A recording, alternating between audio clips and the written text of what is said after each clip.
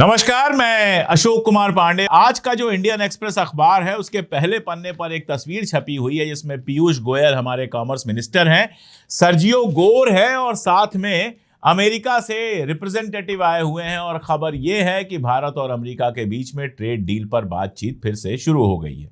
इसके साथ कई खबरें आई हैं इंडियन इकोनॉमी को लेकर, कुछ जरूरी खबरें हैं वो आपको सब बताऊंगा। लेकिन पहले आपको याद दिला दूं कि डोनाल्ड ट्रंप ने कई बार अब तो यह कह दिया है कि अब तक जो भारत के साथ समझौता होता था उसमें अमेरिका का नुकसान होता था और भारत का फायदा होता था। यानी नरेंद्र मोदी जी के पहले जो प्रधानमंत्री थे, केवल एक की बात नहीं कर रहा हूं, जितने उनके पहले के प्रधानमंत्री हुए हैं उनके जमाने में अमेरिका से जो हमारा रिश्ता था व्यापार का, वो ऐसा था कि हमारा फायदा होता था, अमेरिका का नुकसान होता था।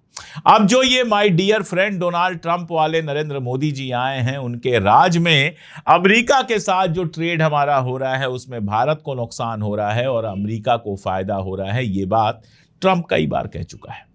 ये ट्रेड डील होने वाली है और ट्रेड डील में जितनी शर्तें अभी तक सुनाई दिखाई दे रही हैं उनसे लगता है कि भारत की हालत और खस्ता होने वाली है। एक और खबर आज है और वो खबर ज्यादा परेशान करने वाली है। इंडियन एक्सप्रेस में ही वो खबर है।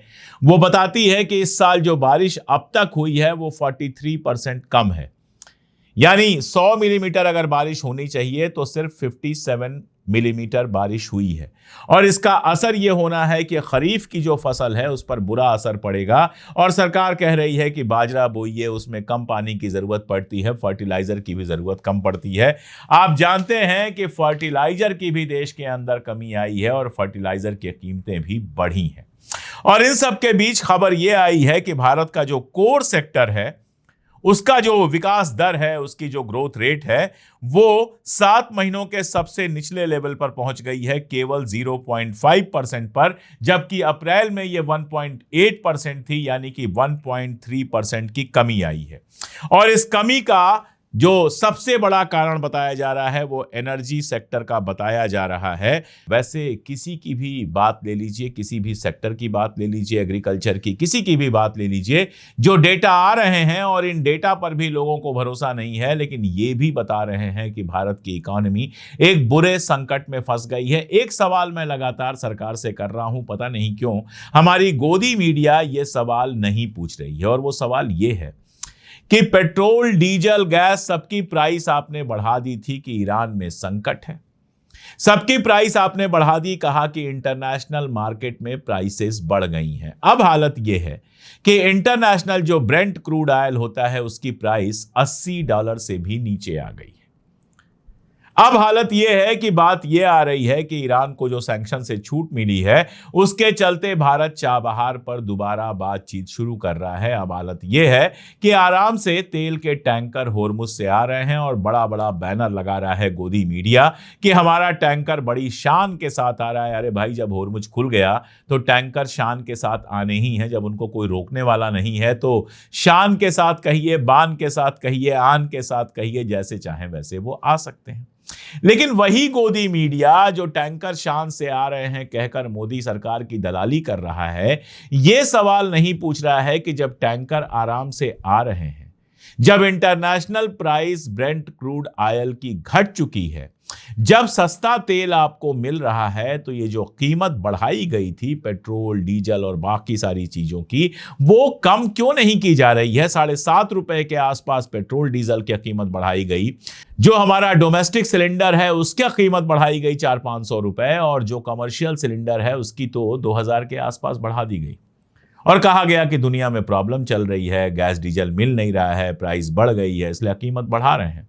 लेकिन अब जब दुनिया में कीमत घट गई तो घटा क्यों नहीं रहे हैं? इस सवाल का जवाब जब आप सोचेंगे तभी आपको समझ में आएगा कि हमारी इकोनॉमी का इतना बुरा हाल क्यों हुआ है। इसका सीधा सा जवाब है कि नुकसान नहीं हो रहा था, किसी कंपनी का कोई नुकसान नहीं हो रहा था। हमने देखा था कि उस पीरियड में भी हमारी जो ऑयल कंपनियां हैं वो जबरदस्त प्रॉफिट कमा रही थी, लेकिन प्रॉफिट में थोड़ी कमी हो गई थी। पहले अगर ₹100 का फायदा हो रहा था तो अब सिर्फ ₹80 का फायदा हो रहा था। तो वो जो ₹20 कम फायदा हो रहा था वो आपसे और हमसे वसूल लिया गया। अब जब 100 रुपए का फायदा फिर से होने लगा है तो जो हमसे वसूला गया है वो वापस नहीं किया जा रहा है। और इससे होगा क्या कि इससे कंपनियों का फायदा और ज्यादा बढ़ जाएगा। पहले 100 रुपए कमा रहे थे, अब 120 रुपए 140 रुपए कमाएंगे। और हम और आप महंगा तेल खरीद रहे हैं, महंगी गैस खरीद रहे हैं, क्योंकि सरकार ने एक बार दाम बढ़ा दिया तो घटाने का नाम नहीं लेती है। मैं क्यों कह रहा था कि ये समझेंगे तो इकॉनमी का संकट समझ में आएगा। जब आप ये समझेंगे तो आपको पता चलेगा कि सरकार की नजर में जनता कहीं है ही नहीं। अगर सरकार की नजर में जनता होती तो कोई ट्रेड डील करने से पहले, कुछ बेचने से पहले, किसी अडानी अंबानी को ठेका देने से पहले यह सोचा जाता कि जनता को थोड़ा फायदा हो, जनता को ज्यादा नुकसान ना हो, हमारे यहां रोजगार बढ़े, हमारे यहां गरीबी कम हो, हमारे यहां लोगों को सस्ते में कुछ सामान मिल सके। लेकिन जब सरकार जनता की जगह सोचती है सिर्फ और सिर्फ अपने बारे में, कंपनियों के बारे में, अडानी अंबानी के बारे में, तो यह होता है कि सारे फैसले उनको ध्यान में रखकर किए जाते हैं। मैं आपको याद दिलाऊं, मोदी जी का बयान आया था कि सोना चांदी मत खरीदिए, विदेश मत जाइए, फर्टिलाइजर कम यूज कीजिए, तेल कम डालिए सब्जी में। ये सारे उनके बयान आए थे और कहा गया था कि हमारे यहां डॉलर की कमी हो गई है, आप ये सब करेंगे तो डॉलर हमारे यहां बढ़ जाएगा। उसके बाद खबर यह आती है कि अडानी जी को मुकदमे से छूट दी गई तो वो बिलियंस ऑफ डॉलर अमेरिका के अंदर इन्वेस्ट करेंगे। अमेरिका का विदेश मंत्री कहता है कि भारतीय यानी इंडियंस जो हैं वो अमेरिका में 20 बिलियन डॉलर का इन्वेस्टमेंट करने वाले हैं। इंडिया में नहीं, अमेरिका में करने वाले हैं 20 बिलियन डॉलर का। अंबानी की खबर आई कि वो तेल खरीद रहे थे सैंक्शन जगहों से, इसके चलते उनके ऊपर केस था, उनके ऊपर कार्रवाई होनी थी। उन्होंने भी कुछ बिलियन डॉलर का अमेरिका के अंदर इन्वेस्ट कर लिया। अब आप ये देखिए कि एक तरफ कहा जा रहा है डॉलर की कमी आ रही है और दूसरी तरफ हमारे कैपिटलिस्ट अंबानी, अदानी और बाकी लोग अमेरिका में जाकर बिलियंस ऑफ डॉलर का इन्वेस्टमेंट करेंगे। यानी भारत से बिलियंस ऑफ डॉलर अमेरिका में जाएंगे तो डॉलर की कमी होगी या बढ़ोतरी होगी, ये सवाल मैं आपके सामने छोड़ देता हूं। और यही वजह है कि सरकार को मैन्युफैक्चरिंग में कोई इंटरेस्ट नहीं है। सरकार अपने यहां सामान बनाए इसमें कोई इंटरेस्ट नहीं है, क्योंकि उससे अडानी अंबानी का फायदा नहीं है। अडानी अंबानी का फायदा किसमें है? चाइना से और तमाम सारी जगहों से कच्चा माल मंगाइए, उसको पैक कीजिए, उसकी असेंबलिंग कीजिए और फिर बाहर बेच दीजिए। हर्रा लगे ना फिटकरी और रंग चोखा आए, प्रॉफिट पूरा उनको मिलेगा। देश में जो मैन्युफैक्चरिंग होगी वो नहीं होगी। अब देश में अगर मैन्युफैक्चरिंग होती, देश में अगर सामान बनाया जाता तो क्या होता? उन फैक्ट्रियों में लोगों को रोजगार मिलता और भारत की मुद्रा मजबूत होती, भारत की करेंसी मजबूत होती। हम अपना सामान सीधे बाहर भेजते तो जो पैसा आता वो हमारे पास आता। अब क्या हो रहा है? सारा सामान आप बाहर से मंगा रहे हैं, इंपोर्ट कर रहे हैं। इंपोर्ट करने के लिए आपको डॉलर देना पड़ रहा है और फिर आप जब बाहर बेचने जा रहे हैं तो आपको डॉलर मिल रहा है। तो यहां डॉलर देना पड़ रहा है, वहां डॉलर मिल रहा है। और यहां आप अगर अपने यहां करते तो डॉलर आपको देना नहीं पड़ता और डॉलर आपको मिलता तो जाहिर है हमारा डॉलर का कोष भरता। जिन लोगों को लगता है कि मैन्युफैक्चरिंग वाली बात मैं बार बार करता हूं और बहुत ज्यादा करता हूं, उनको एक एग्जांपल देता हूं और यह भी नीति आयोग का डेटा है।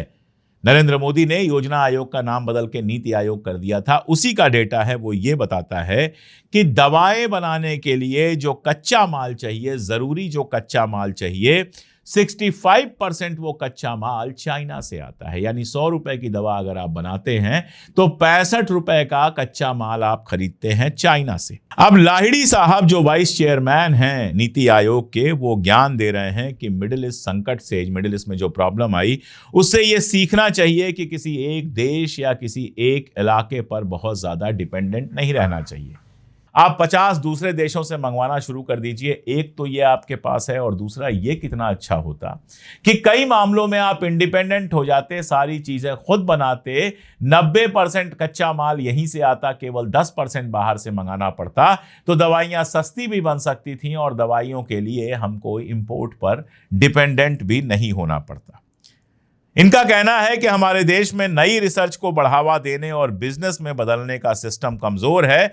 इसी कमी के कारण लंबे समय तक पैसा लगाने वाले इन्वेस्टर्स भाग रहे हैं। यह भी हम जानते हैं कि एफडीआई, एफआईआई यानी विदेशी निवेश जो है वो अब तक के सबसे लोवेस्ट लेवल पर आ गया है और बाहर के निवेशक हमारे यहां से अपना पैसा निकालकर दूसरी जगहों पर लगा रहे हैं। अब यहां पर एक और बात कर लेता हूं। आईआईटी का एक पेपर पब्लिश हुआ जिसको सोशल मीडिया पर पोस्ट किया गया। वो ये बता रहा था कि गोमूत्र के अंदर, गाय के पेशाब के अंदर ऐसी चीजें होती हैं जो चिकनगुनिया को ठीक करने में मदद कर सकती हैं।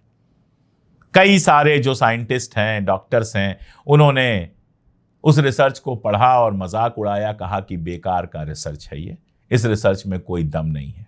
मजेदार बात यह है कि यह रिसर्च भारत सरकार की फंडिंग पे किया गया था। भारत सरकार ने इसके लिए फंड दिया था कि यह रिसर्च किया जाए। तो सोचिए, जब देश की सरकार गाय के पेशाब और गाय के गोबर पर रिसर्च कराएगी तो हमारे यहाँ रिसर्च क्या होगा और हमारे रिसर्च से नया प्रोडक्शन क्या होगा और उस रिसर्च को बिजनेस में कैसे बदला जाएगा। अब लाहिड़ी साहब ले दे के सरकारी आदमी हैं तो वो इससे ज्यादा कुछ कह नहीं सकते हैं, लेकिन हकीकत ये है कि हिंदू मुसलमान गाय गोबर के चक्कर में फायदा सिर्फ अडानी अंबानी को पहुंचाया जा रहा है, या फिर मोहन यादव जी जैसे लोग जो करोड़ों की जमीन का वारा न्यारा कर देते हैं, या फिर राम मंदिर के ट्रस्टी जो राम मंदिर को मिला हुआ चढ़ावा लूट कर खा जाते हैं। इनका तो फायदा है, नेताओं का फायदा है, लेकिन हम आप वहां पहुंचा दिए गए हैं कि हमारा आपका पूछने वाला कोई नहीं है।